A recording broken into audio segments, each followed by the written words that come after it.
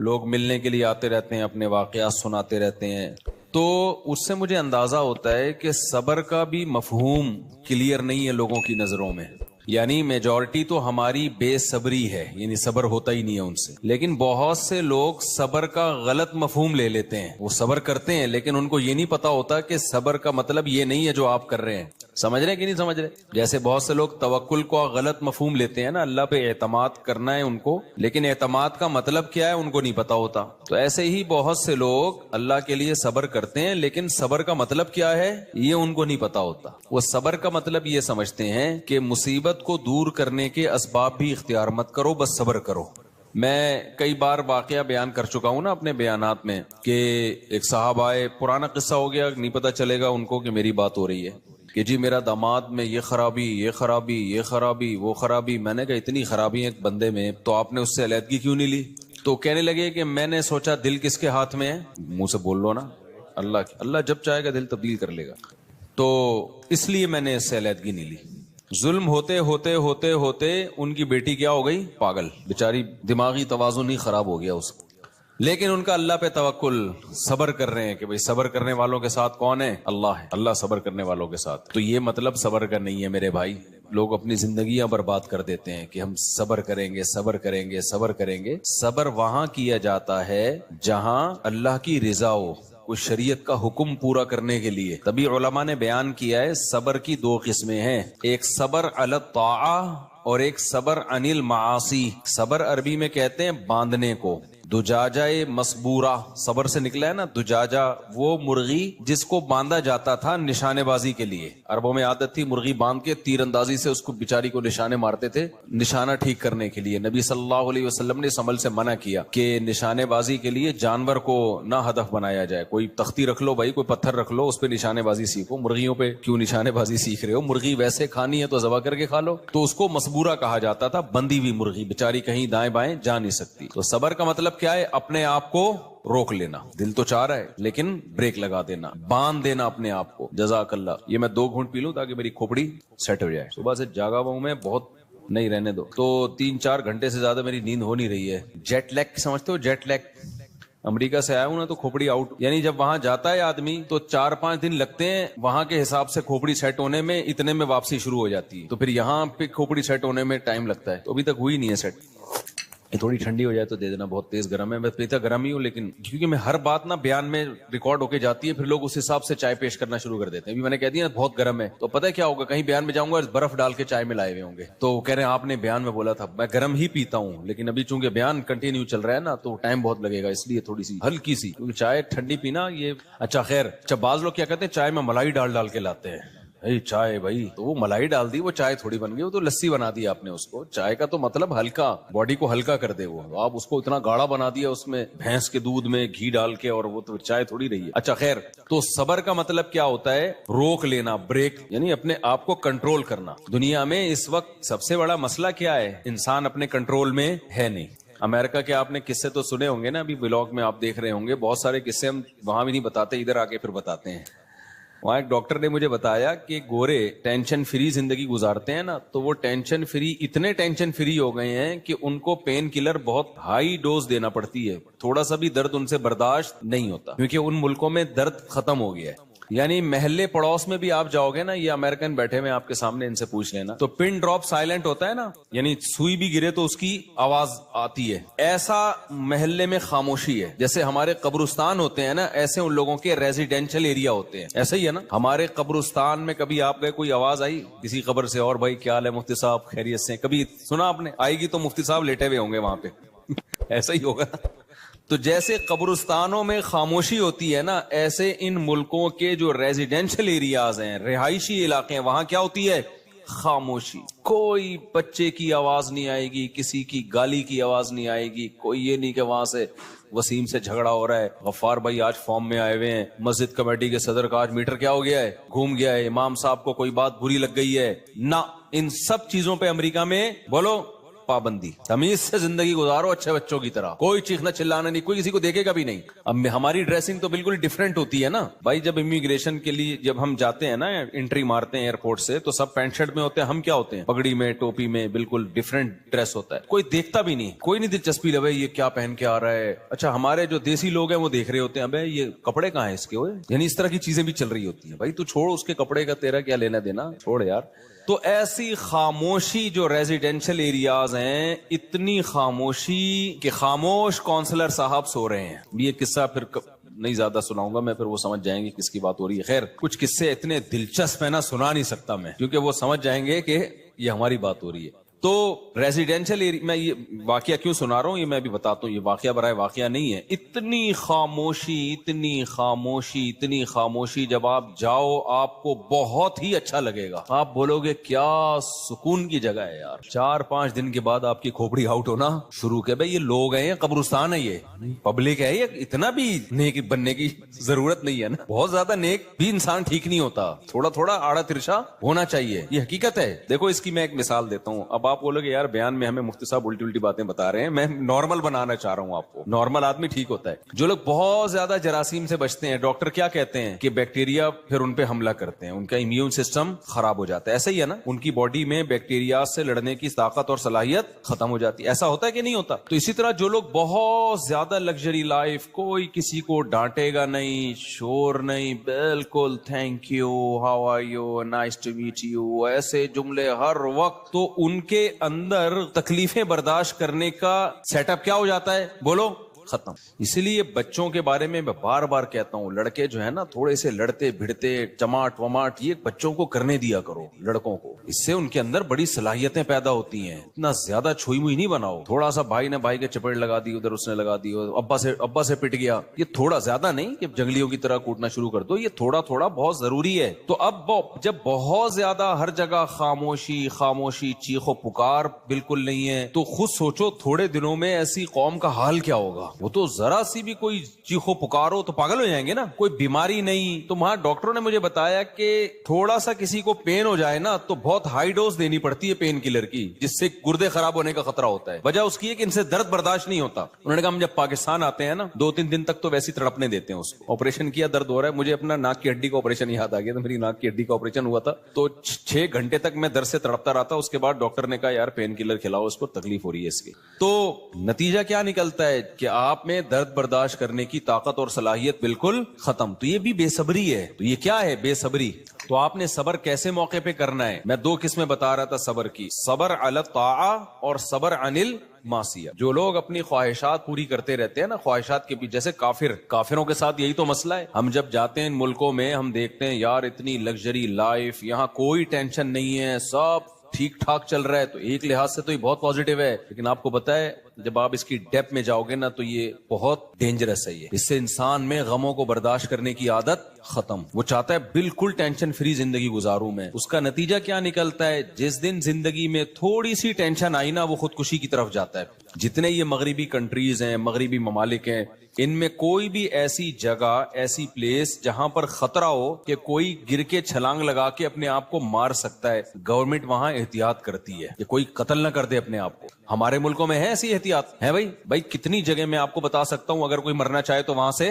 तो हमारे यहाँ कितनी प्लेसेस ऐसी हैं, कितनी जगह ऐसी हैं कि जहां बहुत आसानी के साथ लोग हलाक हो सकते हैं, लेकिन अल्हम्दुलिल्लाह इतनी टेंशनों के बावजूद भी हलाक होते नहीं है। बहुत कम केसेस होते हैं खुदकुशी के, वो भी उन्हीं लोगों में जो ज्यादा मजहब के करीब नहीं है। तो क्यों उन लोगों ने ऐसी प्लेसेस पे जगह जगह बाउंड्रियां लगाई हुई हैं, भाई यहां से खुदकुशी ना कर ले, यहां से ना कर ले। भाई तुम्हें क्या जरूरत है खुदकुशी करने की? अल्लाह के बंदो तुम्हें क्या हो गया? वजह उसकी यही है भाई, टेंशन फ्री जिंदगी इतनी ज्यादा बना ली, इतनी टेंशन फ्री जिंदगी बना ली कि अब जरा सा भी गम बर्दाश्त नहीं होता। तो अब इसके 2 हल हैं, या तो बिला वजह की टेंशन अपने ऊपर डालना शुरू कर दो। बाज लोग इसका ये हल करते हैं ना, अपने बच्चों को मजबूत बनाने के लिए जा रहे हैं, एक चपेट इधर से लगा दिया, एक उधर से लगा दिया, ताकि बच्चा जरा स्ट्रांग हो जाए। वो स्ट्रांग होने के बजाय क्या होता है, वो बागी हो जाता है, बदअखलाक बन जाता है। हमारी हुकूमत ने हमें हमारा इम्यून सिस्टम बूस्ट करने के लिए हमें गुर्बत और महंगाई हम पे मुसल्लत कर दी। क्या ख्याल है? चोरियां चुकारियां और सड़कों के खड्डे वड्डे, ये सारे। कल किसी ने शॉर्ट के लिए भेजा, ओलंपिक की तैयारी हो रही है ना, एक बंदा तो छलांगे मार मार के ना ओलंपिक की तैयारी कर रहा है। उसके माँ ने पूछा बेटा क्या कर रहे हो? ओलंपिक में तैयारी। ہو رہی ہے. پھر بتایا کہ نہیں ابھی بارش ہوئی نا کراچی میں تو کھڈے پار کرنے کی تیاری ہو رہی ہے, کیونکہ اتنے کھڈے میں پانی بھر گیا ہے کہ یہ جب تک آپ کو لمبی چھلانگ لگانا نہ آئے اس وقت تک کراچی میں ٹریولنگ آپ کے لیے ممکن نہیں ہے. تو لوگ اس کو بھی انجوائے کر رہے ہیں. آپ حیرانگی کی بات ہے. تو اتنی زیادہ یعنی اب حل یہ ہے کہ انسان میں برداشت پیدا کرنے کے لیے یا تو بلا وجہ کی ٹینشنوں میں ڈال دیا جائے, اس کو خامخواہ کی ٹینشن, جیسے بہت سے لوگ کرتے ہیں. گھر میں ایک بیگم کو ٹینشن دے کے رکھی ہوئی, اولاد کو بلا وجہ ڈانٹ رہے ہیں, مار رہے ہیں, پیٹ رہے ہیں. اس ٹینشن سے, یہ مصنوعی ٹینشن ہے جو آپ خود بناتے ہو نا, اس سے آپ کا امیون سسٹم بوسٹ نہیں کرتا, اس سے آپ کے اخلاق کیا ہو جاتے ہیں, بولو, خراب ہو جاتے ہیں. اور ایک طریقہ وہ ہے جو انگریزوں نے اختیار کیا کہ سرے سے کوئی ٹینشن ہو ہی نہیں, کوئی ٹینشن نہیں ہو. جیسے امریکہ میں, جاپان میں تو یار تلاش کرتا ہے کہیں سے تھوڑی سی کوئی بدتمیزی کرے یار. یعنی جاپان میں حالت یہ ہو گئی تھی میری کہ دل کر رہا تھا کوئی بدتمیزی کرے ہمارے ساتھ, اتنا زیادہ. وہ گورے دیکھو nice to meet you, thank you, بس اس سے آگے نہیں بڑھتے. جاپانی تو آئے گا 3 دفعہ یوں کر کے جھکے گا. ایک جاپانی آیا ہمارے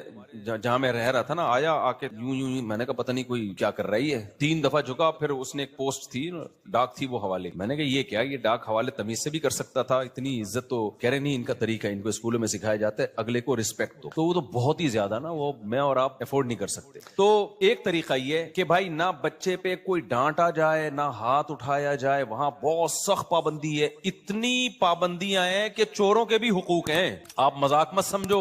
آسٹریلیا میں چور آپ کے گھر میں آ گیا نا, آپ فکر کرتے ہو کہ یہ اس کو کچھ ہو نہ جائے, میرے گلے پڑ جائے گا, ورنہ یہ میں مذاق نہیں کر رہا, یہ تو میں دیکھ کر آیا ہوں یہ سب چیزیں. چور آیا, واپس جاتے ہوئے شیشہ چپ گیا اس کی کھڑکی کا, وہ کورٹ میں جا کے کیس کرے گا, اس کمبخت نے کھڑکی صحیح نہیں بنائی, میرے کو بھاگنے کا راستہ چپ گیا ہے میرے. چور بھی تو انسان ہے نا بھائی. گورنمنٹ عقل استعمال کرتی ہے, گورنمنٹ کہتی ہے ٹھیک ہے اس نے چوری کی, غلط کام کیا, لیکن اس کی سزا یہ تھوڑی ہے کہ شیشے چبو اس کے جا کے تم. تو تم نے ایسی کھڑکی بنائی ہے جس میں شیشے جو کانچ ٹوٹے ہوئے ہیں, جو کسی بھی انسان کے چب سکتے ہیں. تو چور بھی ایک انسان ہے. اگر تو تم نے چبوئے نہیں ہیں, لیکن جب چور آئے گا تو بھاگے گا کہ نہیں بھاگے گا, تو تمہیں پہلے سے سوچنا چاہیے تھا بھاگنے کا سیف راستہ اس کے پاس ہے یا نہیں. یہ کس کے حقوق ہیں میرے بھائی؟ یہ چوروں کے حقوق ہیں. اصل میں چوروں کے نہیں, یہ انسان کے حقوق ہیں. یہ کس کے, یہ ہیومن رائٹس, سمجھ رہے ہو کہ نہیں سمجھ رہے؟ یہ انسانوں کے حقوق ہے یار. جلدی اس کو بہت زیادہ ہو گیا.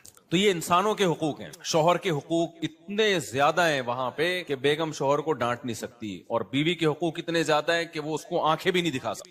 تو ایک طریقہ یہ ہے, شور شرابے کی اجازت نہیں. آپ گھر میں مرغی پال سکتے ہو, مرغا نہیں پال سکتے, کیونکہ مرغی شور نہیں مچاتی. مرغا کیا مچاتا ہے؟ گورے کو غصہ آتا ہے, یار تیرا مرغا کہاں صبح لگا کے رکھی ہوئی ہے, ہم ترقی یافتہ قوم ہے, یہ کیا بکری کی آواز نہیں آئے گی. یعنی اگر میں حلفیہ بولوں نا, قبرستان میں اور رہائشی علاقوں میں کوئی فرق نہیں. ہمارے یہاں قبرستان میں بھی تھوڑا سا شور نظر آ رہا ہوتا ہے, وہ جو گورکن ہے وہ بیٹھا ہوا باتیں کر رہا ہوتا ہے بیٹھ کے, وہاں یہ بھی نہیں ہے. تو ایک طریقہ یہ ہے کہ کیپ سائلنٹ. گھر کے اندر جاؤ گے تو بھی شور نظر نہیں آئے گا. یار چلو گھر کے باہر شور نہ ہو, اندر تو ہو نا. مسلمانوں کے گھروں کی بات نہیں کر رہا, ہم تو پینڈو لوگ ہیں نا, میں پڑھے لکھے انگریزوں کی بات کر رہا ہوں. جب آپ گھر کے اندر جاؤ گے تو صرف کتے کی تھوڑی بہت ہلکی پھلکی آواز آپ کو سنائی دے گی, وہ بھی آپ کو دیکھ کے بھونکا ہوگا کہ آپ کیوں آئے ہو, یعنی آپ کا کیا کام ہے یہاں پہ. گھر کے اندر بھی کیا ہے, خاموش. تو ایک طریقہ یہ ہے, دونوں کے سائیڈ افیکٹ ہیں, سمجھ رہے ہو, دونوں کے کیا ہیں, رکھ دو نا اس کو میرے بھائی. دونوں کے سائیڈ افیکٹ ہیں کہ آپ بلا وجہ کی سختیاں شروع کر دو, بلا وجہ نفس کے خلاف مجاہدے شروع کر دو. جیسے بہت سے لوگ بلا وجہ کے اپنے آپ کو انہوں نے بے آرامی کا عادی بنایا ہوا ہے. اچھی بھلی گاڑی لے سکتے ہیں, رکشوں میں لٹک کے جا رہے ہیں. اور ایک طریقہ یہ کہ ٹینشن فری زندگی کر دو لوگوں کی. کوئی یعنی اتنے حقوق کہ بالکل خاموشی, کوئی شور ہی نہیں ہے. یہ دونوں بے اعتدالیاں ہیں. دیکھو قرآن کی جو یہ آیت ہے نا, سیقول السفہاء, دوسرے پارے کی پہلی آیت, وَكَذَلِكَ جَعَلْنَاكُمْ أُمَّةً وَسَطًا. اللہ کہتے ہیں میں نے تم کو بیلنس امت بنایا ہے. خدا کی قسم, اسلام کی حقانیت کے لیے, اسلام کو سمجھنے کے لیے یہ ایک آیت ہی کافی ہے. ہر چیز میں اسلام نے کیا بتایا ہے, بولو, اعتدال. یہ اعتدال دنیا میں کسی کے پاس ہے نہیں.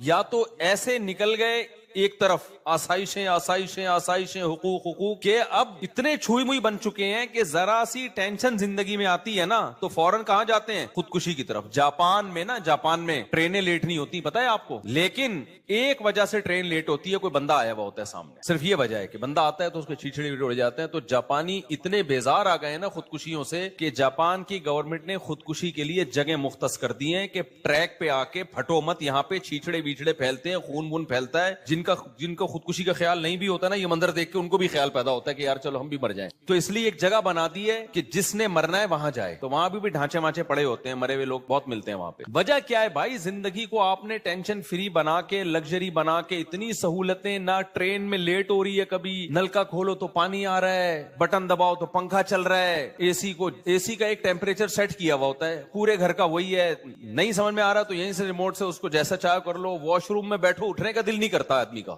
واش روم اتنے لگژری بنا دیے کہ اب کیا اس واش روم کے بارے میں رپورٹ پیش کروں. گرم پانی آتا ہے واش روم میں اور ڈھکن خود ہی آپ کو دیکھ کے کھل جائے گا. یعنی اتنا تکلف کی بھی ضرورت نہیں ہے کہ آپ جا کے یوں ڈھکن اٹھا کے. قبض کا تصور نہیں ہے کیونکہ خوراکیں ان کی ایسی. تو ہمارے یعنی کیا میں نقشہ کھینچوں یار اس کا, یہ تو بہت دفعہ بیانات میں کھینچ چکا ہوں نقشہ. اور بات اتنی سلیقے سے, تمیز سے, کوئی چیختا نہیں ہے, ایک دوسرے کی رسپیکٹ لائن میں وغیرہ وغیرہ وغیرہ, کوئی ٹینشن سرے سے ہے ہی نہیں. نتیجہ کیا نکلتا ہے؟ جب ذرا سی ٹینشن آتی ہے نا, اور ان سب کی ایک ہی ٹینشنیں ہوتی ہیں, پتہ ہے آپ کو. آپ کہو گے ان کا ٹینشن جب ہے ہی نہیں تو آتی کہاں سے ہے؟ بھائی ان کی ایک ٹینشن ہوتی ہے, وہ کیا ہے؟ رشتے بے وفا ہوتے ہیں. رشتے کیا ہوتے ہیں؟ ابھی میں گیا تھا نا ایک ملک میں, نام نہیں لوں گا میں, ایسا نہ ہو پھر وہ مجھے بولے کہ بھائی تو کیا کر رہا ہے. تو میں نے وہاں خودکشیوں پہ تھوڑی تحقیق کی. یار یہ لٹک لٹک کے اتنی زبردست جگہ ہے, دنیا یہاں آنے کے لیے بھاگتی ہے, تو یہ لٹک لٹک کے مر کیوں رہے ہیں اتنی خوبصورت جگہ پہ؟ جگہ بھی ایسی خوبصورت ہے نا کہ وہاں جا کے آدمی کا خودکشی کا خیال ویسے ہی ختم ہو جائے. تو 99% پتہ ہے کیا ہے؟ ناکام ریلیشن. سمجھ رہے ہو کون سا ریلیشن؟ بولو نا منہ سے. ناکام. چھوڑ کے چلی گئی, چھوڑ کے چلا گیا, چھوڑ کے چلی گئی, چھوڑ کے چلا گیا. اتنی ترقی کے باوجود بھی ان کو ریلیشن چاہیے. تبھی ہم چیخ چیخ کے تھک گئے, لوگ ہمیں پاگل سمجھتے ہیں. ہم اتنے پاگل ہیں نہیں جتنا لوگ ہمیں کہہ رہے ہیں.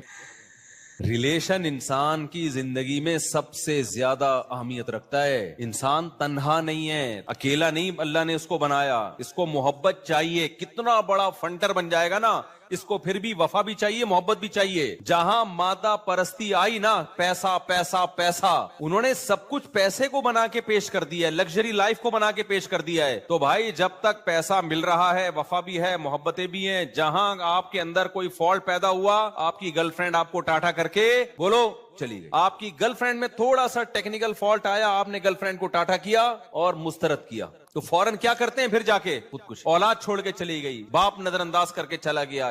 یہی تو بھائی ہم لوگ بد اخلاق ہو کے بھی ریلیشن نبھاتے ہیں, وہ خوش اخلاق ہو کے بھی ریلیشن نہیں نبھاتے. میں بار بار خواتین سے کہتا ہوں نا کہ آپ کے میاں آپ سے بد اخلاقی سے بات کرتے ہیں, بہت برا کرتے ہیں. خواتین کہتی ہیں کہ دیکھو انگریز ایسے تھینک یو وینک یو کرتے ہیں. میں کہتا ہوں کہ انگریز سے بولو کہ تو اپنی بیگم کا نا گیس کا بل بھی تو دے گا, بجلی کا بل بھی تو دے گا, گھر کا کرایہ بھی تو دے گا, بچے بھی تو پیدا کرے گا, اس سے بچوں کا سارا خرچہ بھی تو اٹھائے گا. بغیر ڈی این اے کے مانے گا میرا بیٹا ہے, یہ پکڑا نہیں جائے گا, مانے گا تو میرا بیٹا ہے, یہ ساری میری بیٹی ہے, میرا بیٹا ہے, سارے خرچے ساری زندگی کے لیے تو اٹھائے گا. تو پھر دیکھتے ہیں کہ کتنا انسان کے منہ سے تھینک یو نکلتا ہے, کتنا اس انسان کے منہ سے شکریہ نکلتا ہے. تو اس لیے نہ انسان کو ایسی لائف بنانی ہے جو بالکل ٹینشن سے خالی ہو, اور نہ ایسا کہ مصنوعی ٹینشنیں پیدا کرنی ہے.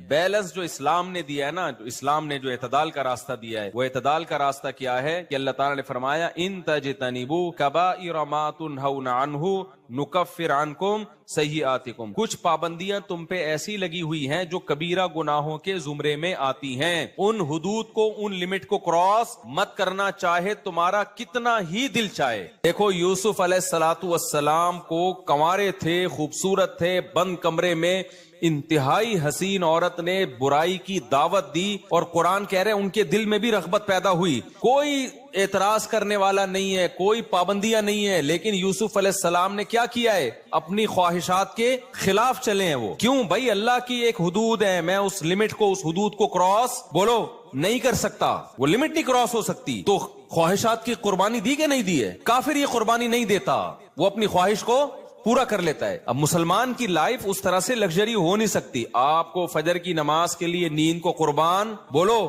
کرنا پڑے گا, دل چاہے نہ چاہے. رمضان میں آپ کو 1 مہینہ روزے رکھ, آپ کیا سمجھتے ہو یہ کم ٹینشن نہیں ہے؟ ڈاکٹر کتنا مشورہ دیتے ہیں نا, انٹرمیڈیٹ فاسٹنگ, اور یہ اتنے گھنٹے ناغا کرو. کوئی کرتا ہے ناغا؟ نہیں کرتے. لیکن مسلمان پورا مہینہ رمضان کے کھانا پینا چھوڑ دیتے ہیں. پھر اللہ نے آپ پہ پابندی لگائی, آپ اپنے باپ کے سامنے, اپنی ماں کے سامنے اونچی آواز سے بات نہیں کر سکتے. اس میں آپ کو نفس کے خلاف چلنا پڑتا ہے. وہ چیخ بھی رہے ہیں, آپ اپنی آواز پست رکھو گے. ان کو وہ قومے میں چلے گئے, وہ ٹی بی کے مریض بن گئے, آپ ان کو چھوڑ کے نہیں بھاگ سکتے. آپ نے صبر کرنا ہے, آپ نے ان کی خدمت کرنی ہے. 10 سال میں بتاتا ہوں نا, میں نے دیکھا ایسے لوگوں کو باپ قومے میں گیا ہوا ہے, 10 سال سے باپ کی خدمت میں لگے ہوئے ہیں. جو نفس کے غلام ہوتے ہیں وہ نفس کے خلاف اتنا مجاہدہ کبھی بھی برداشت. بولو بتاؤ, جس آدمی نے 10 سال باپ قومے میں گیا ہوا اور باپ کے قضائے حاجت صاف کی ہو اور بیرون ملک سفر نہ کرتا ہو کہ یار میرے باپ کا پیچھے رکھوالا کوئی نہیں ہوگا, حالانکہ وہ ملازم بھی رکھ سکتا ہے, چلا جائے بھائی تنخواہ دے دے ملازم کو, تو میرے باپ کو سنبھال. اس کو پتا ہے یار جیسے بیٹا سنبھالتا ہے باپ کو کوئی اور تھوڑی سنبھال سکتا ہے. تو یہ ٹینشنیں برداشت کرتے کرتے کرتے کرتے اس کے اندر برداشت پیدا ہو جائے گی. پھر اگر کوئی مصیبت بھی آتی ہے اس کی توجہ خودکشی کی طرف نہیں جاتی. وہ ڈپریشن کا مریض بولو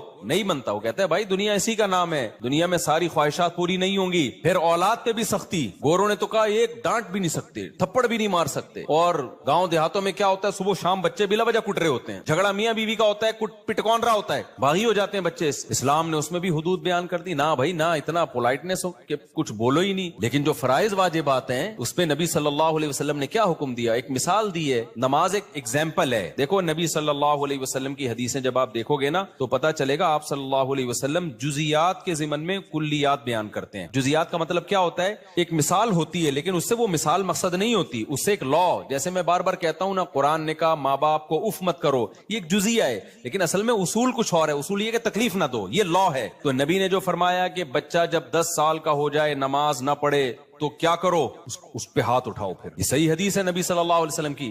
تو یہ صرف نماز کے بارے میں نہیں ہے. کیا مطلب, اب جو چیزیں ضروری ہیں اب نرمی سے نہیں, 7 سال سے 10 سال تک نرمی کرنی ہے. 10 سال کے بعد بھی اگر وہ اسلام کی بیسک چیزوں کو فالو نہیں کر رہا, اخلاقیات کو فالو نہیں کر رہا, تو پھر اس پہ سختی کرنی ہے. ابھی سے سختی ہوگی, اس میں سختی برداشت کرنے کی عادت ہو جائے گی. وہ اگر ماں سے بدتمیزی کر رہا ہے تو باپ کی ذمہ داری ہے محبت سے سمجھائے, نہیں مان رہا تو کیا کرے, بولو نا, سختی کرے. وہ ایک صاحب آئے, کسی کے راز فاش کرنا مقصد نہیں, کسی کو کیا پتا کس کی بات ہو رہی ہے. ایسے ایسے کیسز آتے ہیں میرے سامنے, یہ تو کامن ہے کیسز نا. بھائی شوہر نے اٹھا کے بیگم کو سگریٹ سے جلا رہا ہے. بیگم کیا کر رہی ہے, برداشت. بیگم کیا کر رہی ہے, یہ شوہر کے بہت حقوق ہیں. بھائی یہاں برداشت کا حکم نہیں ہے. یہ تھوڑی ہے کہ دیکھو نبی صلی اللہ علیہ وسلم نے ایک وفد بھیجا, کسی کو امیر بنا کے وفد بھیجا. تو کسی سے امیر کے حکم کی غلطی ہو گئی, نافرمانی, تو امیر نے حکم دیا ان صحابہ کو کہ آپ سب آگ میں چھلانگ لگا دو. آپ سب کیا کرو, آگ میں چھلانگ. وہ صحابہ پریشان ہو گئے کہ ہم آگ میں چھلانگ لگائیں. تو اب نبی کا حکم ہے امیر کی اطاعت کرنی ہر حال میں. اب وہ پریشان کہ ہم یہ اطاعت کرنی ہے کہ نہیں کرنی ہے, ایسا نہ ہم نہیں چھلانگ لگائیں تو گنہگار ہو جائیں. لیکن کیا ہوا, ایک صحابی نے بڑی زبردست دلیل دی, بہت زبردست دلیل دی. انہوں نے کہا دیکھو ہم نے نبی کی اطاعت اس لیے کی ہے تاکہ ہم آگ سے بچیں. تو جو اسلام آگ سے بچانا چاہتا ہے وہ کبھی ہمیں ایسا آرڈر نہیں دے گا کہ ہم آگ میں جلیں, یعنی یہ آرڈر شریعت کے خلاف ہو جائے گا. ایسے موقع پہ امیر کی اطاعت جائز نہیں ہے. تو نہیں چھلانگ لگائی, انہوں نے نافرمانی کی امیر کی. جب وہ وفد نبی صلی اللہ علیہ وسلم کے پاس پہنچائے تو آپ کو بتایا کہ آپ نے فرمایا اگر تم اس امیر کے کہنے پہ آگ میں چھلانگ لگا دیتے نا تو قیامت تک اس آگ سے نہیں نکلتے, خودکشی ہوتی ہے. یہ خودکشی کی سزا کیا ہے اسلام میں, نبی نے فرمایا نا جس نے اپنے آپ کو جس طریقے سے ہلاک کیا قیامت تک وہ برزخ میں اسی طرح سے اپنے آپ کو مارتا رہے گا. بس اب آپ پی لیں. تو قیامت تک وہ اپنے آپ کو اسی طرح سے مارتا رہے گا, ہلاک کرتا رہے گا. تو اب شوہر سگریٹ سے جلا رہا ہے, بھائی ایسے موقع پہ صبر نہیں بنتا. بعض دفعہ ایسے کیس آتے ہیں, یہ جو ڈرامے دیکھ کے نا, یہ بھی بہت سارے کیس آ رہے ہیں, کوئی ایک نہیں ہے. شوہر نے کسی بات پہ بیگم کو تھپڑ لگایا, اس نے آگے سے 4 تھپڑ کھینچ کے لگائے. سچی مچی کے واقعات. اس نے 1 لگایا, آگے سے کتنے آئے, 4 آئے. تو مجھے پھر بتا رہے ہوتے ہیں پھر مجھے احساس ہوا کہ میں نے غلط کیا ہے. میاں کہتا ہے کہ پھر مجھے احساس ہوا کہ میں نے بولو غلط, تو میں نے بیگم سے سوری کیا. پھر مجھے آ کے بتاتے بھی بیچاروں کو, اب کیا کہہ سکتے ہیں ان کو. میں نے کہا دیکھو آپ نے تھپڑ لگا کے غلط کیا, آگے سے جو 4 تھپڑ آئے نا اس پہ سوری کر کے اس سے بھی زیادہ غلط کیا آپ نے. نہیں آئی میرا خیال ہے بات. اور مجھے یہ بھی اندازہ ہو گیا کہ وہ جو ڈرامے میں کلپ دکھایا ہے نا, بیگم کو 1 لگایا تو اس نے آگے سے وہ کلپ کامیاب ہو گیا ہے. یعنی سوسائٹی میں اب تھپڑ بازی الحمدللہ شروع ہو چکی. آپ یہاں سے 1 لگائیں گے, بیگم وہاں سے 4 لگائے گی. پھر بیگم کے یہ بھی ریپلائی آتے ہیں کہ میں تمہاری ماتحت نہیں ہوں.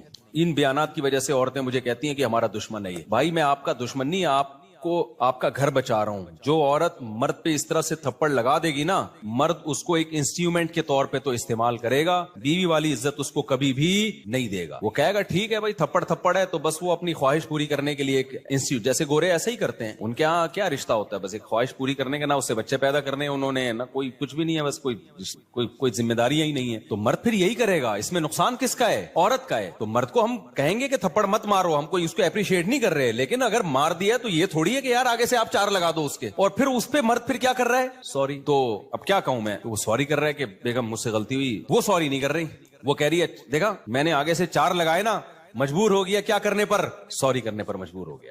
اچھا, جو خواتین یہ میرے بیان سن کے کہتی ہیں نا یہ مردوں کو فیور کر رہا ہے, عورتوں کو تھپڑ لگانے کی اجازت نہیں دے رہا, آپ کی بہو جب آپ کے بیٹے کو پیٹے گی نا تو پھر آپ میرا بیان ہی اس کو سناؤ گی کہ بیٹا شوہر پہ ہاتھ نہیں اٹھاتے. جب آپ کی بہو کوٹے گی نا اس کو پکڑ کے, اسی طرح میں جو کہتا ہوں نا بہو پر اخلاقاً لازم ہے کہ وہ ساس کی خدمت کرے, تو یہ عورتوں کو بہت غصہ آتا ہے ایسے بیانات سن کے. آپ ساس بن جاؤ, پھر آپ میرا ہی بیان اپنی بہو کو سناؤ گی. جب آپ اپنی بہو سے کہو گی نا بیٹا ذرا پانی لیا, اور بہو آگے سے جواب میں کہے گی میرے اوپر آپ کی خدمت لازم نہیں ہے, اس کے بعد جو آپ کے دھواں نکلے گا نا کہ یار میں نے بیٹے کو پال پوس کے بڑا کیا, رشتہ لینے میں گئی, اور میری اب اس گھر میں 2 ٹکے کی حیثیت نہیں ہے, میرے بچوں کی طرح, بہو بھی بیٹی ہی کی طرح ہوتی ہے نا, تو میں اتنا سا کام کہہ رہی ہوں اور آگے سے کہہ رہی ہے شرعن, پھر عین بھی بڑا گاڑا نکالتے ہیں یہ لوگ, شرعن اخلاقن ہماری یہ ذمہ داری نہیں ہے, شرعن ہم پہ یہ لازم نہیں, حرام ہے ہمارے سے خدمت نے. پھر بڑے ہا بھی پورا حلق سے نکلے گا اور را پورا پر نکلے گا.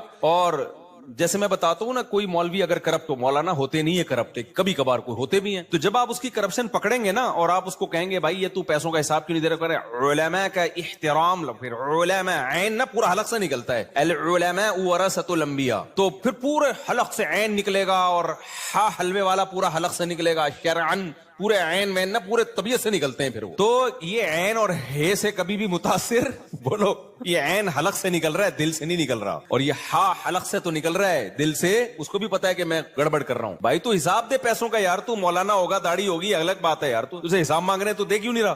تو یہ سارا مسئلہ یہی چل رہا ہے. اچھا, روحانی عاملوں کا بھی یہی ہے. روحانی عامل کے پاس اب بیٹھیں گے نا, ساری چیزیں حلق سے نکالے گا, وہ پوری تجوید کے ساتھ باتیں کرتے ہیں روحانی عامل, ایسے سحر اور وہ عجیب اصطلاحات انہوں نے یاد کی ہوئی ہوتی ہیں, وہ کیا کہتے ہیں حصار, اور بہت سارے ایسے باتیں کریں, اب آپ لگے گا یار یہ ہیں اصل پہنچے ہوئے. ایک صاحب آیا کرتے تھے مجھ سے, جب بات کرتے نا تو بات کی تمہید ایسے شروع کرتے کہ آپ کی خدمت میں حاضر, اور مجھے نا ڈپریشن شروع ہو جاتی, بھائی منہ سے پھوٹو جلدی, کیا مسئلہ کیا ہے. اتنی لمبی تمہید, پھر اس کو اردو ادب کے سارے محاورے استعمال کر کے, اس کے بعد آخر میں نکلتا کچھ بھی نہیں تھا. بھائی اپنے آپ کو بھی ٹینشن سے بچاؤ, دوسرے کو بھی ٹینشن سے بچاؤ. خیر, وہ کہہ رہے ہیں ایک آدمی حکیم کے پاس گیا, کہنے لگا خدودان معدہ میں حالات خانہ جنگی سی ہو رہی ہے. تو حکیم بیچارہ اتنا پڑھا لکھا نہیں تھا, اس نے کہا کون سے ملک میں جنگ ہو رہی ہے بھائی, یہ بھی فلسطین اور شام کا تو سنا تھا. کہہ رہے خدودان معدہ میں. تو کہہ رہے میں یہی تو پوچھ رہا ہوں, کوئی نئی جنگ چھڑ گئی ہے. کہہ رہے خدودان معدہ پیٹ, کہہ رہے یہ بولنا پیٹ میں درد ہو رہا ہے. بات کیا کر رہا تھا یہ پتہ نہیں کہاں سے کہاں چلی گئی. ہاں, جب انسان غلط ہوتا ہے نا تو پھر وہ بڑی تجوید کے ساتھ, یہ میں واقعہ کس پہ سنا رہا تھا یار, نہیں تھپڑ پہ نہیں, ہاں بہو جو کہتی ہے نا شرعن میرے اوپر ساس کی خدمت لازم نہیں ہے, اور پھر وہ 1-2 اسکالرز ہیں ان کے بیان لگا دے گی, تو اس کو ذرا ساس بننے دو. پھر جب اس کی بہو اس کو یہ جواب دے گی نا تو پھر اس کو لگے گا کہ یہ کتنا کڑوا جملہ ہے, کس قدر بدتمیزی ہے, بد تہذیبی ہے کہ گھر میں بڑے موجود ہیں اور وہ آپ سے کوئی چھوٹا موٹا کام نہیں کہتے کہ اس کو غلام بنا کے رکھو بالکل ہی اس کو ریموٹ کنٹرول کی طرح, لیکن کوئی بڑے اور چھوٹے کا فرق تو گھر میں ہونا چاہیے کہ نہیں ہونا چاہیے. ہم کا انگریز تھوڑی ساری چیزیں انگریزوں سے لے رہے, انگریزوں میں چھوٹا بڑے سب برابر ہیں. بیٹے کے جو حقوق ہے وہی کس کے ہیں, باپ کے ہیں. پتہ ہی نہیں چلتا ان میں, باپ بس سائز سے پتہ چلتا ہے کہ یہ بیٹا ہوگا اور میں بھی ہو سکتا ہے یہ کون ہو. یعنی اگر اتفاق سے بیٹے کا قد لمبا ہے تو آپ بیٹے کو باپ سمجھنا شروع کر دو گے. آپ سائز سے پتہ چل رہا ہوتا ہے کہ یار دیکھنے میں یہ ہمیں لگ رہا ہے کہ بیٹا بیٹا سا, اور یہ کیا لگ رہا ہے, باپ باپ سا لگ رہا ہے. اس سے زیادہ کوئی فرق نہیں ہے. یہ بھی بہت ہی جو خاندانی ہے گورے, ان کی بات کر رہا ہوں. ابھی ایک گورے کی ایسا واقعہ آیا نا میرے سامنے, میں تو بے ہوش ہونے لگا. بہت بزرگ تھے ان کے, اس نے اپنے بیٹے پہ یہ پابندی لگائی ہے. اچھا, امریکہ دوسرے ملکوں سے بہرحال بہتر ہے, آپ دوسرے ملکوں میں جاؤ گے نا وہ تو بالکل ہی فارغ ہو چکے ہیں. تو اس نے اپنے بیٹے پہ پابندی لگائی, یہ امریکہ کا واقعہ ہے کیونکہ وہ نسبتاً بہتر ہے کہ 10 بجے کے بعد مجھے بتا رہے ہیں صاحب نا کہ وہ سارے گورے ایسے نہیں ہیں مفتی صاحب, بعض لوگوں کے فیملی ریلیشن بہت مضبوط ہے. میں نے کہا فار ایگزامپل میرا خیال تھا کہ بھائی اس کی تو ڈاٹر ان لا جو ہے وہ سسر کی خدمت کر رہی ہوگی اور جو ہے وہ ساس کی خدمت, وہ بڑی فیملی سسٹم مضبوط کی مثال دیکھو آپ, اتنا مضبوط فیملی سسٹم کہ باپ نے بیٹے کو کہا کہ اگر تو 10 بجے کے بعد اپنی گرل فرینڈ سے ملا نا اچھا نہیں ہوگا. سمجھ رہے ہو, یعنی صبح 7 بجے سے لے کے 10 بجے تک گرل فرینڈ پر کوئی پابندی نہیں, 10 بجے کے بعد اچھے بچوں کی طرح کہاں آنا ہے گھر. تو یہ الحمدللہ مضبوط سسٹم اللہ نے, بہرحال ان لوگوں کے میں تو وہ بھی شاید بخشش ہو جائے اس کی اسی بیس پہ, لیکن میرے بھائی تو یا تو پورے ادھر ہو جاؤ میرے بھائی, یا کدھر ہو جاؤ ادھر ہو جاؤ. اسلام نے بہت بیلنس رکھا ہے ہر چیز میں, تبھی اللہ نے کہا وَكَذَلِكَ جَعَلْنَاكُمْ أُمَّةً وَسَطًا, ہم نے معتدل امت بنایا ہے, بیلنس امت بنایا ہے. تو بیلنس کا مطلب ہی یہ افراط و تفرید کے بیچ میں ہے اسلام. نہ ایسی آسائشیں دی ہیں کہ آپ کی کھوپڑی آؤٹ ہو جائے اور کوئی چھینک بھی مارے نا تو آپ بے ہوش ہو جائیں, اور نہ اللہ تعالیٰ نے اتنی پابندیاں ہمارے اوپر لگائی ہیں کہ ہم ڈپریشن میں جانا شروع ہو جائیں. بتاؤ ایک مہینہ رمضان کتنا مشکل ہے, لیکن کوئی ڈپریشن میں جاتا ہے اس کی وجہ سے, یار 25 روزے ہو گئے اب مجھ سے نہیں رکھا جا رہا, اب میں ڈپریشن کی گولیاں کھاؤں گا. ایسا بہترین رکھا اللہ تعالیٰ نے. ہاں 2 مہینے کے رکھ دیتے, ہو سکتا ہے پھر ٹینشن ہوتی, تبھی جن لوگوں کو ہوتا ہے نا کہ یہ عید 29 دن کی کیوں ہو گئی, میں ان سے کہتا ہوں تم ایک دن اور رکھ لو روزہ, ہم تو عید منائیں گے, کیا خیال ہے تم ایک دن اور رکھ لو. وہ رکھتے نہیں ہے, بس وہ ٹینشن میں آتے ہیں, ہائے رمضان چلا گیا. تو بھائی تو کل سے اگلے شوال سے دوبارہ شروع کرتے 1 مہینے کے روزے, اتنی ٹینشن میں کیا ہوا. تو ڈرامے بازی چل رہی ہوتی ہے بہت زیادہ. تو اسلام نے کیسا اعتدال والا راستہ دیا نا. نمازوں کی ٹینشن اللہ نے دے دی, یہ ایسی ٹینشن ہے جس ٹینشن سے کوئی اسٹریس اور ڈپریشن میں بولو نہیں جاتا. بلکہ ہوتا کیا ہے, تھوڑی دیر کی ٹینشن ہے لیکن سکون گھنٹوں کا مل جاتا ہے انسان. نظر کی حفاظت کرنے کا حکم دے دیا. اب نظر کی حفاظت سے کیا فائدہ ہوتا ہے, وقتی طور پر تھوڑی سی ٹینشن ہوتی ہے, عشق معاشقوں سے بچ جاتا ہے. عشق کے ایسے خطرناک حالات ہیں نا لڑکوں کے, ایسے ڈینجرس حالات ہیں کہ آپ کی سوچ ہوگی. میں نے بتایا نا میجورٹی میں جو خودکشیاں کس بیس پر ہوتی ہیں, ناکام عشق. اتنی خطر, اور یہ شروع کہاں سے ہوتا ہے, بد نظری سے. نظر کی حفاظت کر لیتا ہے یہاں تک نہیں پہنچ, اور شکلوں پہ مر رہے ہیں نہ, اس میں اخلاق ہیں, ایسی 2 نمبر لڑکیاں. لڑکا خود کہہ رہا ہے 2 نمبر ہے, لیکن میں پاگل ہو گیا ہوں, میں کیا کروں. ابے تو ایسی 2 نمبر سے کمبخت شادی کرے گا, کل تیری اولاد ہوگی, تجھے ہر وقت وسوسے آتے رہیں گے کہ پتہ نہیں کہاں جا رہی ہے. نہیں, پاگل ہو گیا ہوں میں. وجہ کیا ہے, غیر محرم سے کیا ہوئے ہیں, یہ فری ہوئے, نظر کی حفاظت نہیں کی. اس کا رزلٹ کیا نکلا, کیا عجیب چیزوں پیش ہو رہا ہے, اور پھر ڈپریشن میں جا رہے ہیں, خودکشیوں کی طرف جا رہے ہیں. گھر میں ماں باپ کہہ رہے ہیں بھائی ہمیں ایسی عورت کو گھر میں کیسے لا سکتے ہیں یار. پھر میرے بیان سنا رہے ہوتے ہیں, میں نے کب کہا ہے کہ یار اس طرح کوئی بھی اٹھے منہ اٹھا کے ابا کو بولو گا, ابا تھوڑی بہو بنائے گا اس کو. تو یہ ساری ٹینشنیں کہاں سے شروع ہوتی ہیں, نظر کی. اسلام نے ہمیں ٹینشن, گورا کیا کرتا ہے, گورا کہتا ہے میں ٹینشن نہیں برداشت کروں گا, میرا دیکھنے کا دل چاہ رہا ہے تو میں دیکھوں گا, میرا جب دیکھنے کا دل چاہے گا میں دیکھوں گا, میں ٹینشن فری. او بھائی تجھے پتا نہیں ہے, اس ٹینشن فری لائف سے تیری ٹینشنیں کم نہیں ہوں گی, تیری ٹینشنیں بڑھ جائیں گی. کیونکہ وفا ضروری تھوڑی ہے وہ بھی تجھے پسند کرتی ہو. آج تیرے پاس پیسہ ہے وہ آ جائے گی, کل پیسہ گیا. کتنے کیسز آ رہے ہیں بھائی.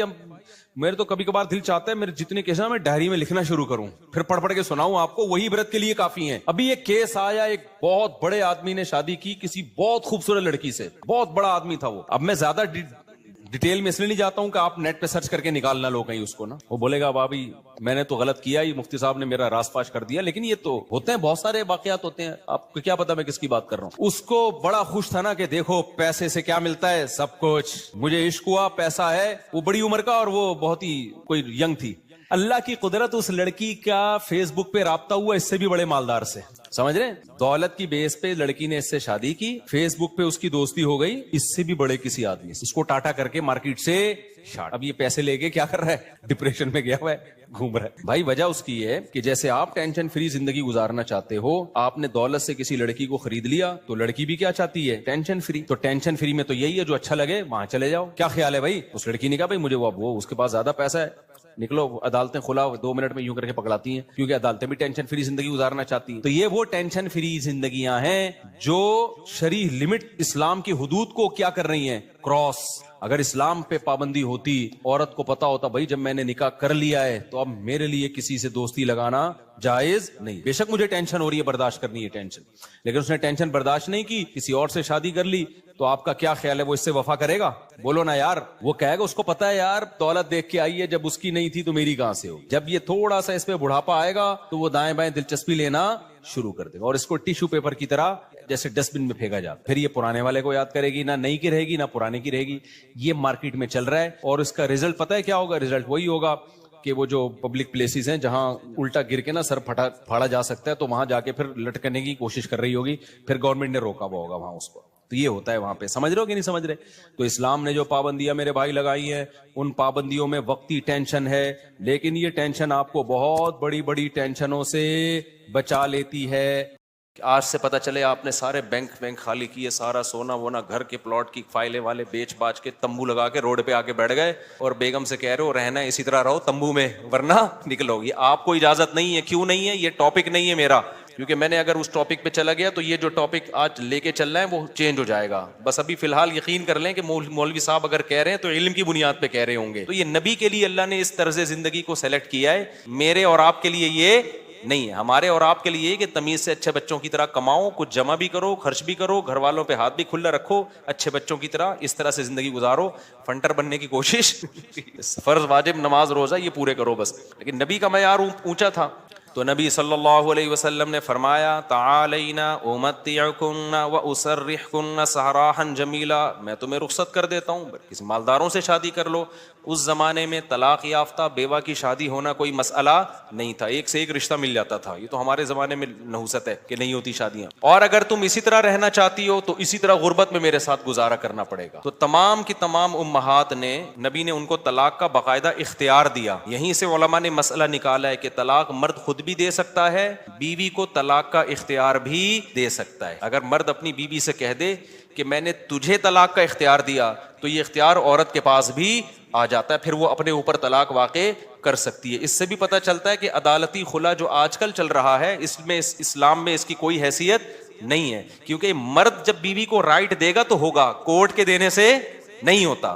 جج صرف اپنی بیوی کو طلاق دے سکتا ہے, دوسروں کی بیویوں کو جج طلاق نہیں دے سکتا. یہ بار بار بیان کرتا رہا ہوں میں, کیونکہ دنیا کا نظام چینج ہو رہا ہے, ہر جگہ ایسا ہی ہو رہا ہے, یہ جو آج کل سسٹم چینج ہو گیا نا. تو اب کیا ہے, اللہ یہ کہ چند صورتوں میں جج بھی دے سکتا ہے, وہ الگ ٹاپک ہے.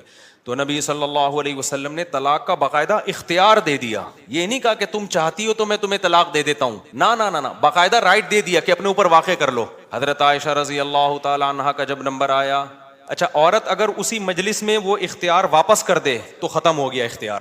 مرد نے جس مجلس میں اختیار دیا نا, اس مجلس کے ساتھ رہتا ہے. ہمیشہ کے لیے دے دیا تو ہمیشہ کے لیے, مجلس کے ساتھ دے دیا تو جب تک اس مجلس میں ہے طلاق واقع کر سکتی ہے, جب مجلس ختم ہو گئی تو طلاق کا آپشن بھی ختم. تو نبی نے حضرت عائشہ کو سے بھی فرمایا کہ تمہیں بھی میں اختیار دیتا ہوں, لیکن آپ نے فرمایا جلد بازی نہ کرنا. کیا مطلب؟ جلدی میں یہ نہیں کہہ دینا کہ بھئی مجھے نبی قبول ہیں, ایسا نہ ہو. کم عمر تھی نا حضرت عائشہ, ایسا نہ ہو جلد بازی میں فیصلہ کرو پھر دوبارہ کل فاقے پڑیں, پھر بولو بھائی کہ یہ میں نے فیصلہ کیا تھا, غلط کر دیا تھا. اس لیے آپ نے فرمایا اپنے گھر میں پہلے مشورہ کر لو. حضرت عائشہ سے فرمایا اپنے گھر میں جا کے مشورہ کر لو, مشورے کے بعد سوچ سمجھ کے ایک رائے قائم کرو کہ اسی فقر و فاقہ میں 40 دن چولہا نہیں جلے گا, اسی میں گزارا کرنا ہے یا مجھ سے طلاق لے کے کہیں اور شادی کرنی ہے. جلدی میں فیصلہ نہ کرو.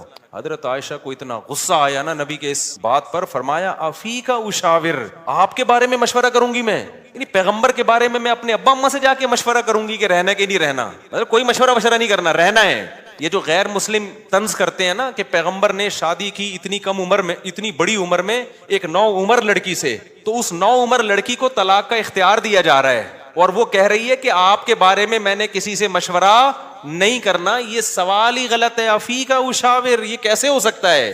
آپ جیسا شوہر مجھے کہاں ملے گا؟ کوئی مشورہ نہیں, آپ کے ساتھ ہی رہنا ہے. تو یہ غیر مسلم جو اعتراض کرتے ہیں نا نبی پر, یہ مدعی سست اور گواہ چست, جس کے حق کی بات کر رہے ہیں حضرت عائشہ کی کہ معاذ اللہ ان کے ساتھ ظلم ہو گیا کہ کم عمر میں اتنی بڑی عمر سے شادی کرا دی ان کی. اس کم عمر کو تو یہ احساس نہیں ہو رہا, ان کو تو یہ ہو رہا ہے کہ اس سے اچھا رشتہ میرے لیے اس کائنات میں کوئی نہیں ہے.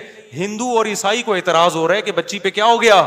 ظلم ہو گیا. اس کو کہتے ہیں مدعی سست اور گواہ بولو چست. جیسے کہ آپ لوگ بالکل بھی چست لگ نہیں رہے ہو مجھے اس وقت تراویح کی وجہ سے. تو یہ خود ہمارے پیغمبر کی ایک بہترین سیرت ہے کہ اتنی عمر میں ہو کے ایک کم عمر سے 9 عمر سے نکاح کیا, اور کھلانے پلانے کو بھی کچھ نہیں ہے, اور 8 سوکنے بھی ہیں, پھر بھی وہ کہہ رہی ہیں کہ آپ کے بارے میں مشورہ بھی نہیں کرنا میں نے.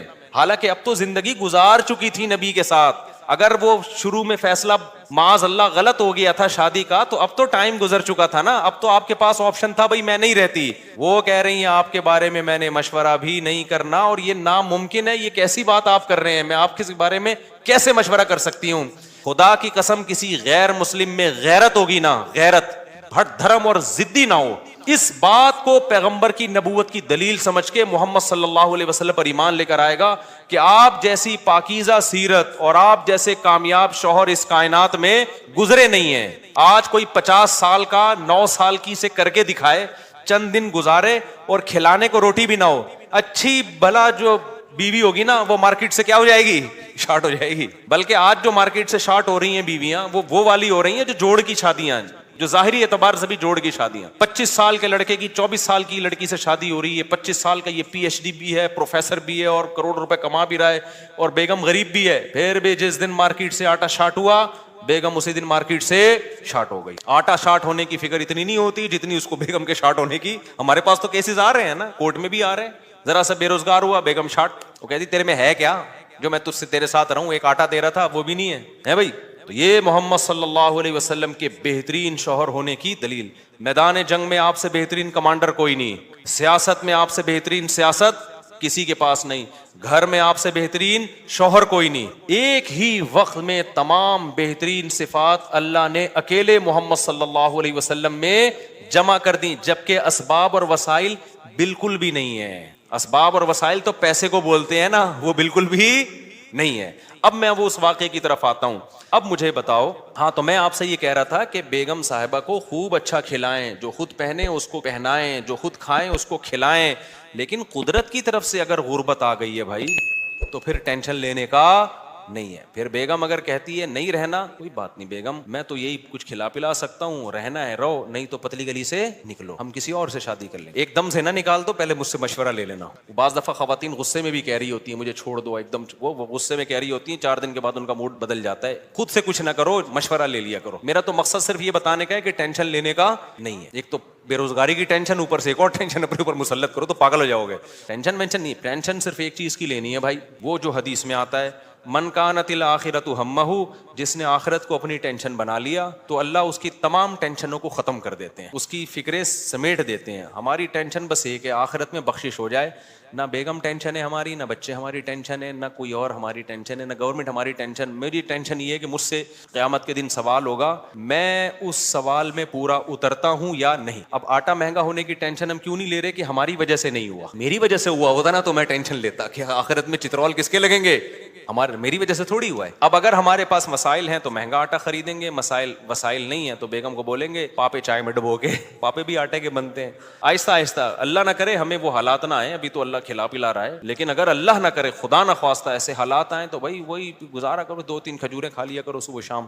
مرتا نہیں ہے بھوک سے اتنی جلدی انسان, اور جب آپ بھوکے رہو گے نا ایک دم کولیسٹرول کم ہوگا, جوان ہو جاؤ گے. میں آپ کو بتاؤں, ابھی تو ڈاکٹر کہہ رہے ہیں کہ بھوکا رہنے سے بہتر کوئی جوان ہونے کا نسخہ نہیں ہے, تو ڈاکٹر بھی اس طرف آ گئے ہیں, اگرچہ کھا دبا کے رہے ہیں, وہ بھی مشورے اس طرح کے دے رہے ہیں. تو خیر, اب دیکھو حضرت ابو سعید خدری رضی اللہ تعالی عنہ نبی کے پاس آئے, سارا گھر لٹا دیا. ایسے موقع پہ جب کوئی آئے گا تو اس کو کیا مشورہ دیا جائے گا, بھائی سب سے زیادہ ان کو راشن دیا جائے, تسلیاں دی جائے. لیکن نبی کے سامنے آئے, ہاتھ پھیلایا, یا رسول اللہ میری ماں نے بھیجا ہے, باپ بھی شہید اور بھائی بھی شہید, اور احد میں آپ کی خاطر شہید ہوئے ہیں, آپ نے کہا تھا لڑائی کے لیے جاؤ. نبی نے فرمایا من یستعفف یعفہ اللہ, یاد رکھو جب تک آخرت میں ایمان نہیں ہے نا, غیرت کے علاوہ سب کچھ آئے گا آپ کے اندر. میں نے بڑے بڑے لالچی لوگ دیکھیں, داڑیاں ٹوپیوں والے, ایسے نور ان کے چہروں پہ برس رہے ہوتے ہیں نا, آدمی کہتا ہے پتہ نہیں کہاں سے نور کی کریمیں لگائی ہیں اس نے. ایسے مکار لچڑ ہوتے ہیں نا کہ آپ کی سوچ ہے مذہب کا منجن بیچتے ہیں. میں نام لے کے بتا سکتا ہوں کون کون یہ کام کر رہا ہے, لیکن فتنہ کھڑا ہو جائے گا. نام لے کے بتا سکتا ہوں کون داڑھی ٹوپی کا منجن بیچ رہا ہے, ایسا نیک لگے گا جیسے اس سے وہ بات ایسی کرے گا, وہ اللہ رسول کے علاوہ کوئی بات ہی نہیں.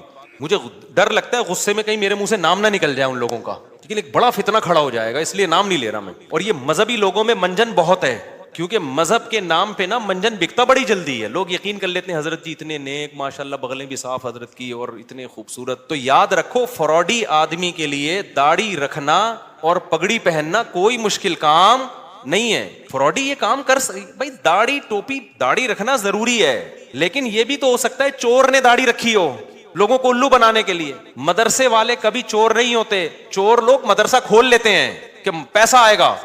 بڑے بڑے ٹرسٹ چل رہے ہیں جو بڑے بڑے فراڈی ہیں, سارے ٹرسٹ فراڈی نہیں ہیں لیکن فراڈی ٹرسٹ بھی ہیں بہت سارے.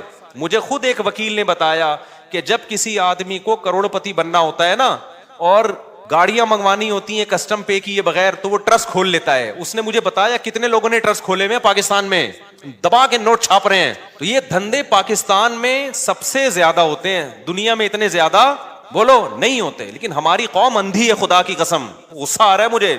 اور رمضان میں تو طبیعت سے چورن بکتا ہے, اٹھا اٹھا کے پھینک رہے ہیں پیسے, یہ لے یہ لے یہ لے. ابے دیکھ نہیں رہے یار یہ کیا کر رہا ہے, یہ اتنا اندھا اعتماد. تمہیں اللہ نے ایک پیسے کی نعمت دی, اس کو برباد تو نہ کرو نا تم.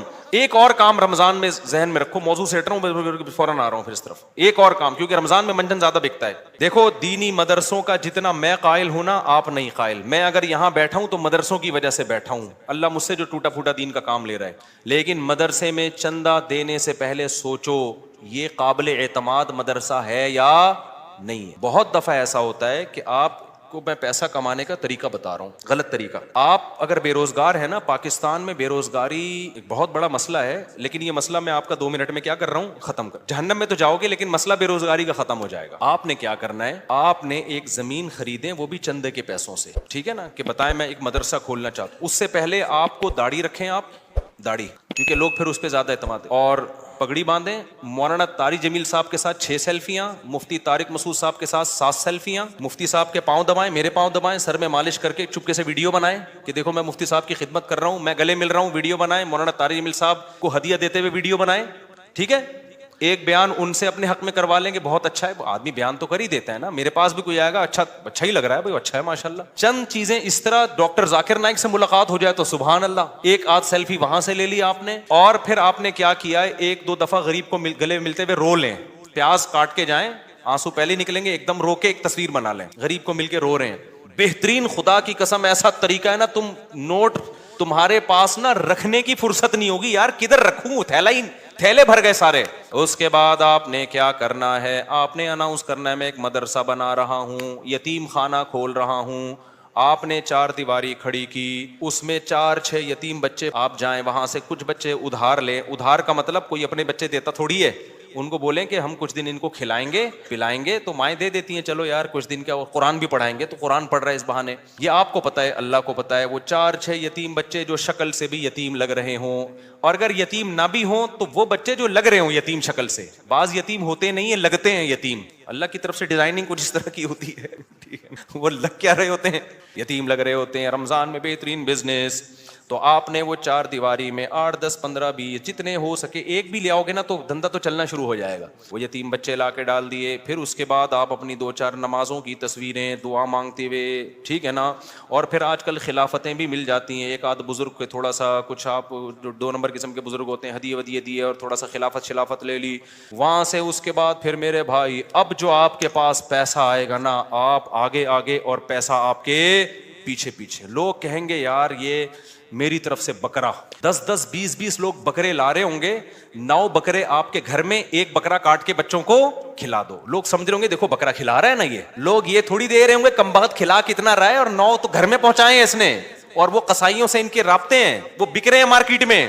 گاڑیاں بڑی بڑی لینڈ کروزر جیسی گاڑیاں, بھائی کس کی, مدرسے کی گاڑی ہے. بھائی تیرا ابا تو سائیکل بھی نہیں چلاتا تھا, تیرے پاس اتنی بڑی گاڑی کہاں سے آ گئی, تو کون ہوتا ہے مجھ سے پوچھنے والا, وہ یہ جواب دے گا. ایسی لگژری لائف ہوگی نا. ان 6 یتیم بچوں کو ادھار لیا تھا واپس کر کے, اب سچی مچی کا یتیم آنا شروع ہو جائیں گے. جب پتا چلے گا نا یہ لوگ کھانے میں بکرے کھلاتے ہیں, تو پھر تو جو یتیم نہیں بھی ہیں, ابا کہے گا یار اس کو یتیم ہی فرض کر کے میرے بچے کو بھی یہاں داخل کر لے, بلکہ میرے ابا بھی مر گئے تھے, میں بھی یتیم ہی ہوں. ایسا نوٹ چھاپنے کی مشین بنو گے, بنے ہوئے ہیں لوگ, بنے ہوئے ہیں. بڑے بڑے مدرسوں کے نام پہ فراڈ ہو رہا ہے. میں نہیں کہہ رہا مدرسے فراڈی ہوتے ہیں, فراڈی لوگ بھی مدرسہ بناتے ہیں. اب آپ نے یہ نہیں کرنا کہ مدرسوں کو دینا بند کر دیں, اس سے تو اچھے مدرسے بھی بند ہو جائیں گے. آپ نے تحقیق کرنی ہے کون واقعی دیندار لوگ ہیں, امانت دار لوگ ہیں, کام کر رہے ہیں, اور کون ایسے ہیں جو داڑھی اور پگڑی کے نام پہ منجن بیچ رہے ہیں. یہ آپ نے کرنا ہے, نہیں تو قیامت کے دن الٹے لٹکے پہ ہوگے. بہترین بزنس ہے یہاں پہ یہ. اچھا خیر, ہم آگے چلتے ہیں میرے بھائی. تو اب کیا تھا کہ حضرت ابو سعید خدری رضی اللہ تعالیٰ عنہ کو نبی نے کیا فرمایا. میں یہ عرض کر رہا تھا کہ آخرت ہوگی نا تو غیرت ہوتی ہے. یہ بہت بڑی اللہ کی نعمت ہے کہ آپ کا ہاتھ اللہ کے سوا کسی کے سامنے نہ اٹھے. اللہ سے مانگا کرو, یہ اسباب بھی اختیار کرو پیسہ کمانے کے, کیونکہ جو اسباب اختیار نہیں کرتا اللہ اس کی مدد نہیں کرتا. اگر گھر میں پڑے ہوئے ہو, محنت نہیں کر رہے اور کہہ رہے ہو کہ بس اللہ ہی دے گا, تو پھر اللہ آپ کو بھکاری بنائے گا. یہ یاد رکھنا. آپ نے کیا کرنا ہے, اپنی پوری کوشش کرنی ہے پیسہ کمانے کی, دماغ لگانا ہے. کیوں؟ رزق حلال عین عبادت ہے. الکاسب حبیب اللہ, محنت کر کے کھانے والا وہ اللہ کا دوست ہے. تو اب کیا ہے, ہمارے نبی نے حضرت ابو سعید خدری سے فرمایا کہ من یستعفف یعفہ اللہ. کیا مطلب؟ جو اپنے آپ کو رسوا ہونے سے بچانا چاہتا ہے, عفت کا مطلب رسوا ہونے سے بچانا, دامن داغدار نہ ہو, ذلیل ہونے سے بچانا چاہتا ہے. اس سے پتہ چلا مانگنا کیا ہے, بول لو نا, ذلت ہے. ہاتھ پھیلانا کیا ہے, ذلت. تو جو چاہتا ہے کہ میں ذلیل نہ ہوں, ہمیں تو پتہ ہی نہیں کہ یہ ذلت ہے. ہم تو سمجھتے ہیں میں اتنا چونا لگاتا ہوں بندے سے 2 منٹ میں اتنے پیسے نکلوا لیتا ہوں, یہ میرا کمال ہے. ایک چور کو پکڑا نا, کورٹ میں لے کر گئے, عدالت نے کہا یار تم نے اتنی خوبصورتی سے چوری کی, کسی کو پتہ ہی نہیں چلا. چور کہتا ہے شکریہ سر, آپ نے میری اتنی تعریف کی, اتنا زبردست چور ہوں میں. جج نے کہا کم بخت میں تیری تعریف نہیں کر رہا, تیری برائی کر رہا ہوں. تو نبی نے فرمایا من یستعفف یعفہ اللہ, جو اپنے آپ کو رسوا ہونے سے بچانا چاہتا ہے اللہ اسے رسوائی سے بچاتا ہے. اب سوال پیدا ہوتا ہے کہ رسوائی سے تو بچ جائیں گے, لیکن ٹینشن تو ہے نا, فاقے تو پڑ رہے ہیں, مصیبت تو ہے. اگلا جملہ نبی نے فرمایا وَمَن يَتَصَبَّرْ, جو اللہ سے صبر مانگتا ہے, يُصَبِّرْهُ اللَّهُ, اللہ اسے صابر بھی بنا دیتا ہے. اس ٹینشن میں اللہ سے مانگو صبر, تو اللہ کیا کرے گا, صبر دے دے گا. جیسے موسیٰ علیہ السلام کی ماں نے جب حضرت موسیٰ کو صندوق میں رکھا نا بچے کو, تو فرعون نے پکڑ لیا اس بچے کو. اب قرآن کہہ رہا ہے موسیٰ کی ماں دل برداشتہ ہو گئی, میرا بچہ کس کی گود میں چلا گیا ہے, فرعون کی. ماں تو ایک دم ہو جائے گی نا.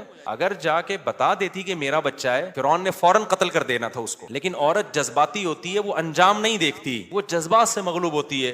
لیکن قرآن کہتا ہے وَرَبَطْنَا عَلَىٰ قَلْبِهَا, ہم نے موسیٰ کی ماں کے دل کو باندھ دیا. کیا بلاغت ہے قرآن کی. موسیٰ کی ماں کے دل کو کیا کر دیا, رسیوں سے باندھ دیا, جیسے ہلے نہیں اپنی جگہ سے, دل برداشتہ نہ ہو. یہ قرآن کی بلاغت ہے, یعنی صبر کی توفیق دی. اس صبر کی توفیق کو بیان کرنے کے لیے قرآن کیا کہتا ہے, موسیٰ کی ماں کو کے دل کو ہم نے رسی سے کیا کر دیا, ایسے کس کے باندھ دیا, ہلے نہیں بھائی. جیسے کسی بندہ ہل رہا ہو نا, آپ اسے رسی سے کس کے بالکل بند کر دو, اب وہ گیا, یعنی وہ ہلنا بھی چاہے تو نہیں ہلے. تو اس سے پتہ چلتا ہے کہ بعض دفعہ انسان بے صبرا ہو رہا ہوتا ہے, لیکن اللہ کی طرف سے اس کو ایسی توفیق ملتی ہے کہ اللہ اس کے دل کو رسیوں سے باندھ دیتے ہیں. ہلنا نہیں, چپ کر کے تمیز سے بیٹھا رہے, مجھ پر اعتماد اور توکل کر. اسی لیے قرآن میں نبی اس کو اللہ نے فرمایا وما صبرک الا باللہ, اے نبی آپ صبر کریں, لیکن آپ کا صبر اللہ کی توفیق کے بغیر نہیں ہوگا. یہ صبر بھی آپ نے اللہ سے مانگنا ہے. تو نبی نے فرمایا جو صبر کرنا چاہتا ہے اللہ اس کو صبر کی توفیق دیتا ہے. آج ڈپریشن اس لیے بڑھ رہی ہے کہ صبر کرنا چاہتے ہی نہیں ہے. جو ٹینشن آئی, جو مصیبت آئی, بس نکال دو فوراً جا کے. جو پہلے آ گیا نا وہ پٹتا ہے. آپ جب غصے میں بیٹھے ہو تو جو شروع میں آ گیا نا وہ اس کا کیا ہو گیا, بیڑا غرق ہو گیا. اس کے بعد حدیث دیکھو, حضرت ابو سعید خدری واپس چلے گئے. کیوں؟ نہ ماں نے کوئی اعتراض کیا, نہ 10 سال کے بچے نے کوئی اعتراض کیا. کیوں؟ لیڈر کو دیکھ رہے تھے کہ لیڈر ہم سے زیادہ قربانی دے رہے, اور آپ کی صداقت پہ یقین تھا. حدیث میں آتا ہے کہ حضرت ابو سعید خدری نے زندگی بھر کسی سے نہیں مانگا, یہاں تک کہ اپنا کوڑا بھی گرتا تھا نا اونٹ سے تو نیچے اتر کے اٹھاتے تھے, وہ کوڑا بھی نہیں مانگتے تھے کسی سے. حالانکہ یہ تو ٹھیک ہے کوئی کوڑا دے دو مجھے, میرا کوڑا, لیکن نہ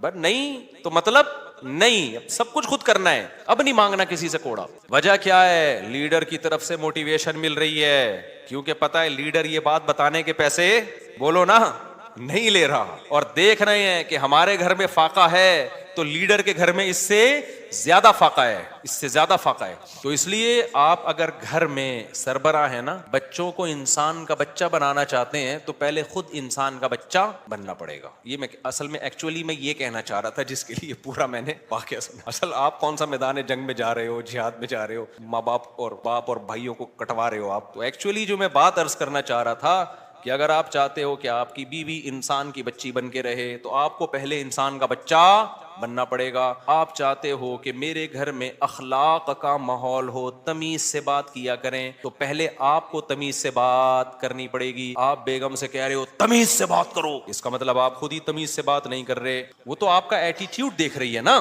باپ گھر میں آ رہا ہے چنگیز خان بن کے چیخ رہا ہے, پھر وہ کہہ رہے سب آرام سے بات کریں, تو کہیں گے نا ابا آپ تو آرام سے کر نہیں رہے. ایک صاحب کو غصے پہ بہت غصہ آتا تھا. ایک صاحب ہمارے جاننے والے تھے, جب کوئی غصہ کرتا ان کو بہت غصہ آتا, غصہ کیوں کر رہا ہے, اسی بات پہ ان کو غصہ آتا تھا. ہم کہتے تھے اس کو جتنا غصہ آ رہا ہے نا کسی بات پہ, اور آپ کو اس غصے پہ اس سے زیادہ غصہ آ رہا ہے, تو اس کو غصہ کیسے ٹھیک ہوگا؟ اب آپ کسی کو یہ سمجھا رہے ہو کہ غصہ مت کرو, تو یہ بات آپ کو آرام سے کہنے پڑے گی, غصے سے نہیں. کیونکہ اگر آپ نے غصے سے کہہ دی, اس کا مطلب وہ جو کام وہ کر رہا ہے آپ بھی وہی کر رہے ہو. تو مارکیٹ میں جو چل رہا ہے نا وہ بتا رہا ہوں میں آپ کو. تو اس لیے میرے بھائی, جب بھی کوئی بات ہم نے اپنے بڑوں کو دیکھا ہے کہ ہمیں اگر سخاوت کی ترغیب دی نا انہوں نے کہ خرچ کیا کرو, تو میں نے اپنے بڑوں کو دیکھا انہوں نے ہم سے 20 گنا زیادہ خرچ کیا. 20 گنا تو وہ ہے جو ہمیں نظر آ رہا ہے, جو نظر نہیں آ رہا وہ پتہ نہیں کتنا ہوگا. ہم نے دیکھا کہ انہوں نے ہمیں کہا کہ عبادت کیا کرو, تو ہم نے دیکھا کہ وہ ہم سے کئی گنا زیادہ عبادت کر رہے ہیں. انہوں نے دیکھا اللہ پہ اعتماد اور توکل کیا کرو, انہیں ہمیں کہا, تو ہم نے دیکھا کہ وہ ہم سے زیادہ اللہ پہ اعتماد اور توکل کر رہے ہیں. انہوں نے بولا کہ ہم نے مدرسے میں کوئی انتظام کرنا ہے, چندہ جمع کرو, تو خود اپنی جیب سے سب سے زیادہ چندہ دیا. نہیں یاری بات چھوڑو, رہنے دو, ایسے ہی ٹھیک ہے. تو گھر میں بچوں کو عمل دکھایا کرو.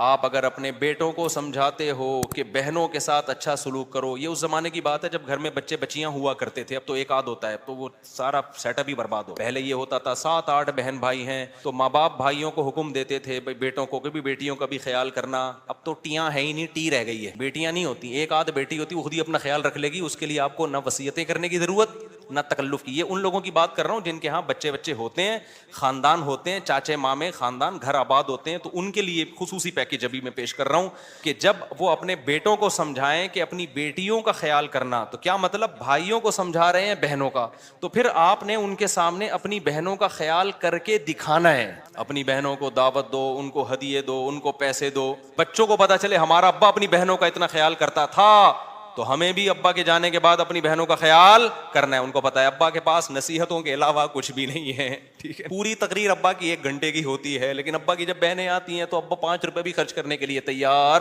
نہیں ہے. بچوں کو آپ نے کہا کہ دیکھو بیٹا, تمہارے بھائیوں میں کوئی غریب ہو جائے, بھائیوں میں پہلے ہوتے تھے, اب بھائی نہیں, ایک آدھ بچہ ہی بس, سارا برباد ہوگا. مجھے تو اتنا غصہ آتا ہے نا, پکڑ کے چترول لگانا شروع کر دوں کہ تم لوگوں نے فیملی پلاننگ والوں کی باتوں میں آ کے کیسا بیڑا غرق کباڑا کر دیا اپنے گھروں کا یار, سارا فیملی سسٹم تباہ کر دیا. اس کے لیے شادی کرنے کی ضرورت ہی نہیں تھی تم لوگوں کا یار. شادی تو ہوتی بچے پیدا کرنے کے لیے, ایسے ہی تھوڑے دن رہ گئے تھے زندگی گزار لیتے. ٹینشن, بیگم کی ٹینشن کی بھی کیا ضرورت ہے, اور اگر ٹینشن لے لیے تو ایک آدھ بچے ایک سے زیادہ, تو پھر اس کی ٹینشن ہوتی ہے. بچوں کی وجہ سے تو بیوی کو پال رہا ہوتا ہے آدمی. خیر اب یہ باتیں پھر خواتین ناراض ہوتی ہیں, ویسے بھی پالتا ہے, ایسا نہیں ہے صرف بچوں کی وجہ سے, تو بلکہ پالتا کہاں ہے, خود پلتی ہیں. تو میرے بھائی میں یہ عرض کر رہا تھا کہ آپ نے بیٹوں کو سمجھانا ہے کہ اگر تمہارے بھائیوں میں سے کوئی غریب ہو جائے, تو جس بھائی کو اللہ پیسہ دے گا اس نے اپنے غریب بھائیوں کا خیال کرنا ہے. یہ تقریر جب سمجھ میں آئے گی جب بچے دیکھیں گے ہمارے ابا ہمارے چاچا اور تایا کا خیال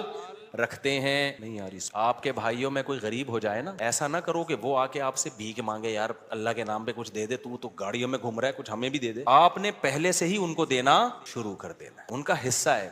وفی اموالہم حق للسائل والمحروم وآت ذی القربى حقہ. اللہ کہتے ہیں رشتہ داروں کو ان کا حق دو. تو رشتہ داروں میں تو بھائی بہن سب سے پہلے ہیں بھائی. اللہ کہہ رہی ہے ان کا رائٹ ہے, ان کا حق ہے. آپ کے پاس پیسہ ہے, وہ غریب ہیں, تو میں نہیں کہہ رہا ان کو وہی اسٹینڈرڈ دے دو جو آپ کا ہے. اتنا تو کرو نا کہ کچھ تو تھوڑا سا خیال کرو ان کا. ایک کے پاس پیسہ آ جاتا ہے, دوسرا پیچھے پڑا ہوا ہوتا ہے, اور وہ کہتے ہیں تجھے ضرورت کیا ہے. ضرورت کیا؟ بھائی بھائیوں کو بہنوں کو ضرورت کی وجہ سے نہیں دیا جاتا. کس وجہ سے دیا جاتا ہے؟ رشتے کی وجہ سے دیا جاتا ہے. یہ اللہ کا حکم ہے. اگر آپ آخرت پر ایمان رکھتے ہو آپ کو یہ کرنا پڑے گا. نہیں رکھتے تو جیسے انگریز زندگی گزار رہا ہے, وہ بیوی کو بھی نہیں کھلاتا, وہ ماں باپ کو نہیں کھلاتا, تو آپ بھی نہ کھلاؤ. تو ایک فیصلہ کر لو, انگریزوں کے طریقے پہ چلنا ہے یا اسلام کے طریقے پہ چلنا ہے. اسلام کے طریقے پہ اگر چلنا ہے تو رشتہ داروں پہ بھی خرچ کرنا پڑے گا, بیوی بچوں پہ بھی خرچ کرنا پڑے گا, والدین پہ بھی خرچ, دیکھو جملہ مکمل ہی نہیں کر رہے, کرنا پڑے گا.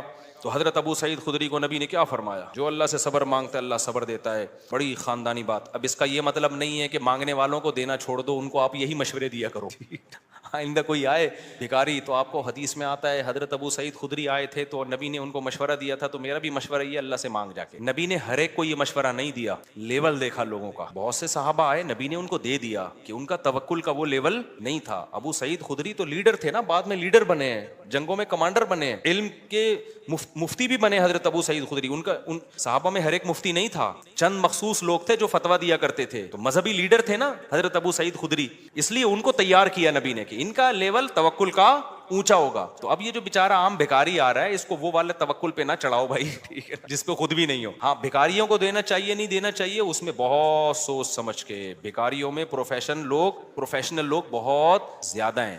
پورے نا سعودی عرب میں بھکاری لوگ کنٹینر بھر کے لا رہے ہوتے ہیں. ایک ہمارے میں پہلے جہاں رہا کرتا تھا نا وہاں ایک جاننے والا بندہ تھا, اس کے بارے میں پتا چلا کہ سعودی عرب میں وہ حج کرنے گیا اور بھیک جمع کر کے پورا کنٹینر بک کرایا, اس کا پورا مال اترا کنٹینر یہاں پہ.